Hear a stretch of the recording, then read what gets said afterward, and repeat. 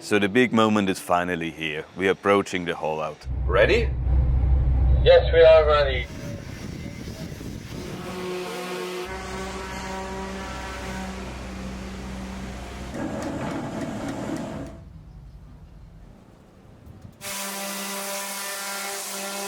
A lot of the antifouling has worn off, which is surprising because last time we put on actually more than 2 coats. Since 4 years we've been restoring Flying Coney.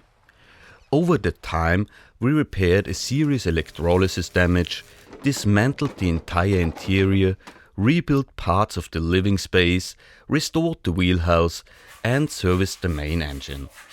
But now one of the biggest challenges of the entire restoration lies ahead of us: the frame repair.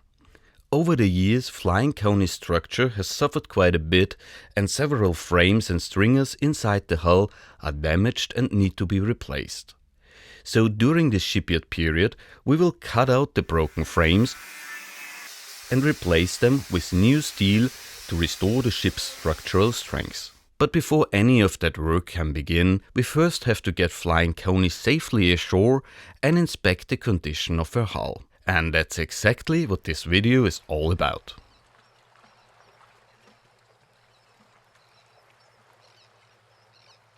So the big moment is finally here. We are approaching the hull out. After the lads had a coffee, they will pull it out on the slipway that is the second to the left side. And I'm really excited about it because we haven't seen the bottom of the boat for about a year. So what will we find there? And it's also exciting because we will approach the final big repair on Flying Coney. So let's do it.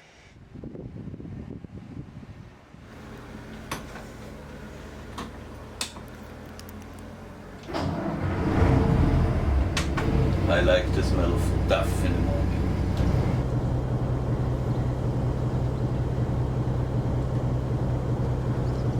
Ready? Yes, we are ready. You can come this way. Copy that.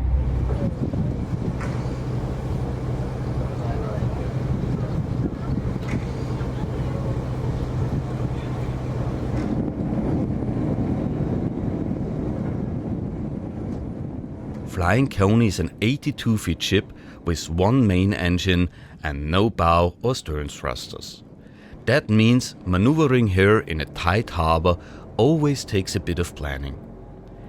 To get her from the jetty where we're currently moored over to the cart that will pull us out, we have to use the mooring lines to help us turn.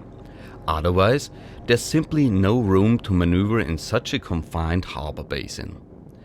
So before we even start the engine, we rearrange the lines. One long mooring line runs from the starboard aft pollard across to the shore on the port side. This line helps turn Flying Coney to starboard once I put the engine into forward gear. The maneuver is called spronging off, and the line is sometimes referred to as offside spring line. In my opinion, it's one of the most useful maneuvers for turning a larger vessel in a very small space. What makes it work is the fact that the line temporarily becomes a pivot point. As the propeller pushes the ship forward, the spring line prevents the stern from moving ahead freely, forcing the whole vessel to rotate instead. Barbara, however, is not the biggest fan of this maneuver, because to make it work properly, you usually use a very long line. And once the maneuver is finished, someone has to haul all of it back aboard again.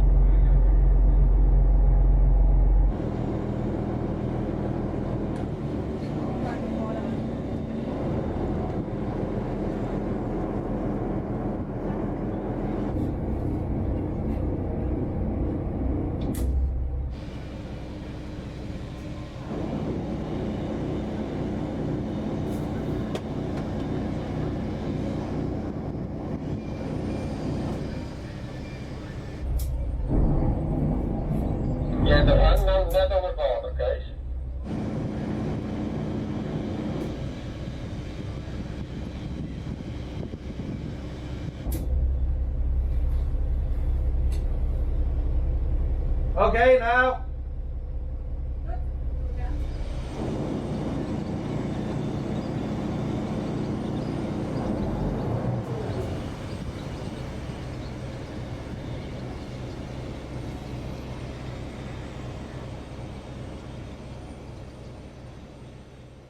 This shipyard uses rail carts to pull boats out of the water. For larger ships like Flying Coney, this system is still quite common.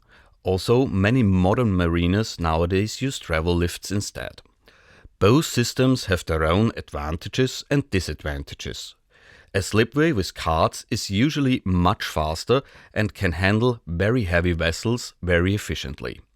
It also puts less strain on certain hull shapes because the boat is continuously supported while being pulled out of the water. Travel lifts, on the other hand, are more flexible. Boats can be moved around the yard more easily, stored in different locations, and usually remain level while ashore, which makes working and living aboard a lot more comfortable. They also make it easier to position boats precisely in crowded yards.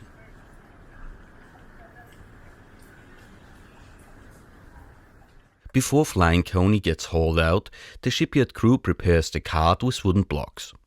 It always helps to have pictures of the underwater ship so the crew knows where they can safely place the supports without damaging anything, like the keel cooling system, for example.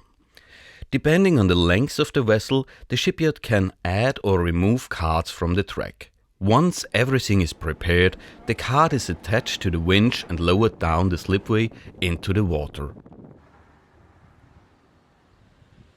And now comes the tricky part for us.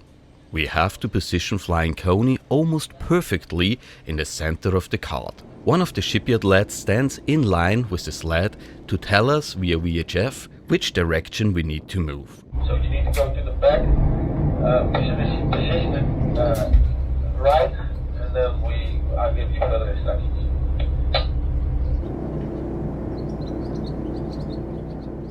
This is usually one of those moments where we really wish we had a bow thruster. One simple push of a button and the boat would slide sideways into position. But without thrusters, we have to rely entirely on gentle movements ahead and astern to line her up correctly. I think it's all right. I can push the bow to the left now. When you can get it straight now, we can. No problem, I can get it straight now. Just tell me when I should go forward. Okay.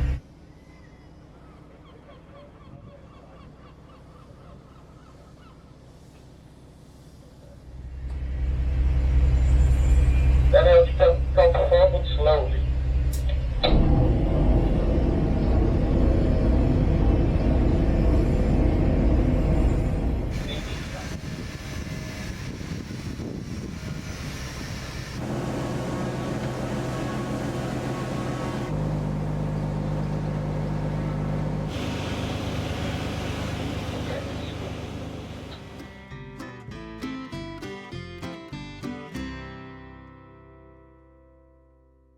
Once we are finally in position, the crew checks that the boat is sitting properly on the supports and that none of the wooden blocks have shifted underwater.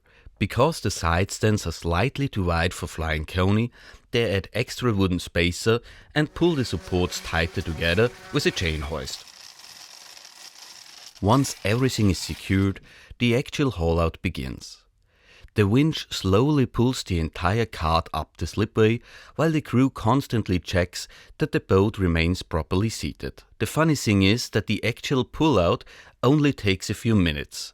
Most of the time is spent preparing and positioning everything correctly beforehand. But since this is already our third haul-out in this shipyard, the crew knows Flying Coney quite well by now. So this time getting her safely from the dock onto dry land only took about half an hour.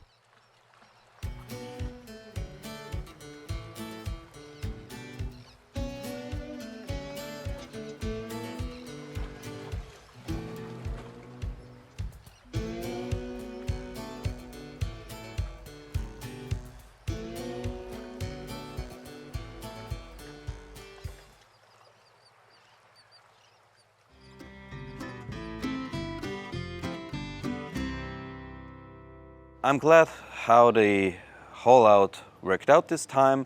It was not easy to get onto the sled, but everything was fine and good. Since we don't have a bow thruster, it was a bit tricky to get the boat where we wanted. We used a contralateral stern line to get the boat to swing out of the dock, and then when I was facing the sled, we just went to it, and then I had to turn around, but everything went smooth and fine, how it should be.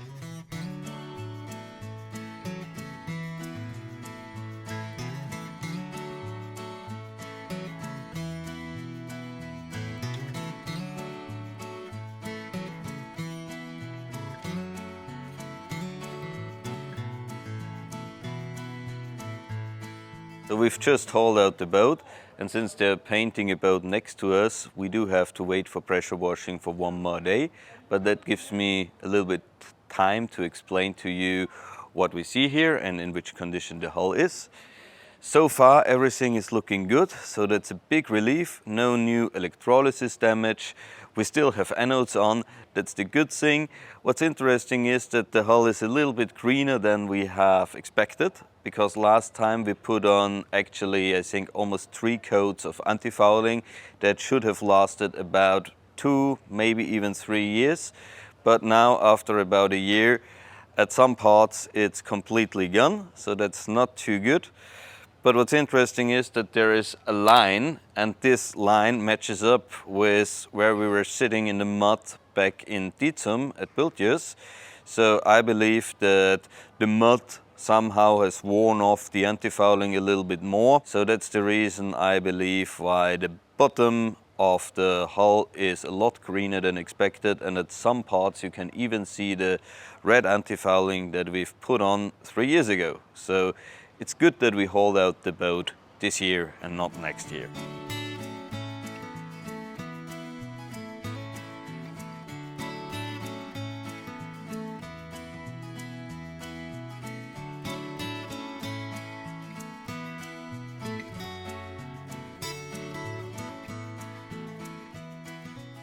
So here it's quite obvious what I mean.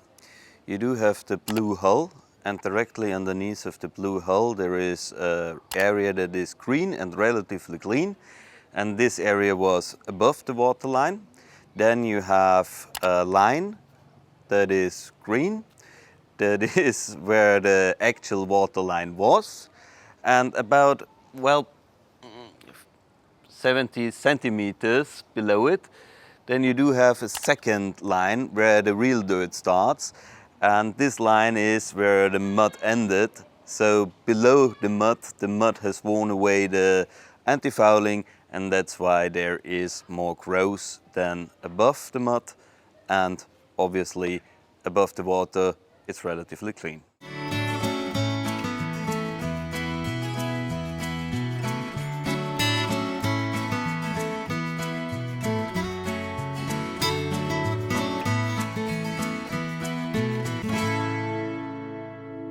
So I'm really looking forward to the pressure washing tomorrow, because then we really see the condition of the hull, and let's hope nothing unexpected happens.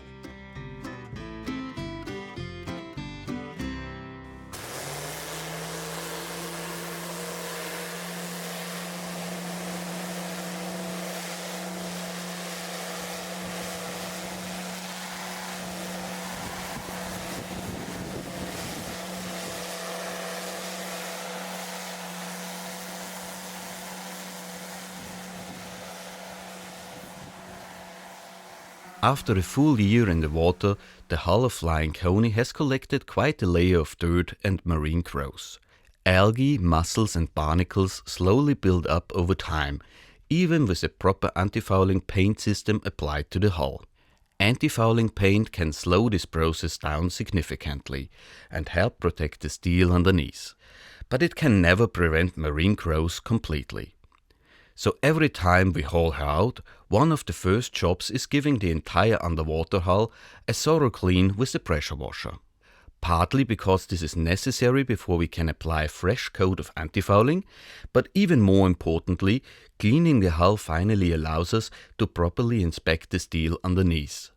Only once all the dirt and marine growth are removed, we can really see the condition of the old plating, the rivets and the paint system itself. And on old riveted steel ships like Flying Coney, those inspections are incredibly important. Every haul-out gives us the chance to spot weak areas before they turn into much bigger problems later on.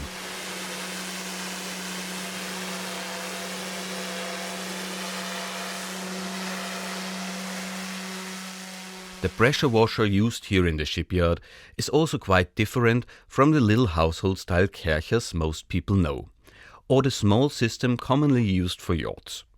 This machine is extremely powerful. And because the pressure is so high, handling the lens takes quite a bit of strength. The force of the water jet constantly pushes back against you. So the entire time you're pressure washing, you're basically fighting to hold that thing steady. So cleaning all 82 feet of Flying Coney's underwater hull is really a workout. By the end of it, you definitely know what you've been doing all day.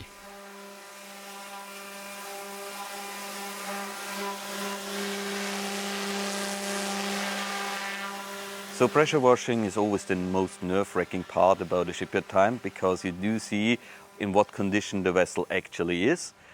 Well, luckily everything is all right, but we can confirm our first assumption after the haul-out. So anodes are fine, we found no new electrolysis, we have not missed a single spot to repair, but the interesting part is that a lot of the antifouling has worn off, which is surprising because last time we put on actually more than 2 coats, so that should have lasted at least 2 years. And most of this antifouling is gone now, and the only explanation we have is that it has worn off quickly while sitting in the mud in the tidal harbor of Dizum. So is Flying Coney now safely ashore and the hull looking to be in good condition, we can finally turn our full attention to the next major step of the restoration, the frame repair. This is a project we've been working towards for a very long time, and we honestly can't wait to finally share this process with you in the next videos. But none of this would be possible without the incredible support from our Patreons. So a huge thank you to all of you who help keep this project moving forward. Your support really makes a difference and allows us to continue restoring Flying Coney step by step. And if you'd like to support the project as well, you can check out our Patreon page. We share real-time updates there, so if you'd like to see what we're currently working on behind the scenes, that's the best place to follow along. We also host a bi-weekly crew meeting on Zoom for our Patreons, where we talk about the current projects, future plans, and everything that's happening aboard Flying Coney at the moment. So if you'd like to join us there and follow the restoration a little more closely, we'd love to see you. And for the next month, we are also offering a 7-day free trial on Patreon. So if you're curious about the real-time updates and the crew meetings, you can try it out completely free of charge and see if it's something for you. We hope you enjoyed coming along with us for this part of the journey, and maybe even learn a little bit more about what it takes to handle and maintain a large historic vessel like Flying Coney. Thank you so much for watching, and we'll see you next week with the very first episode of the frame repair.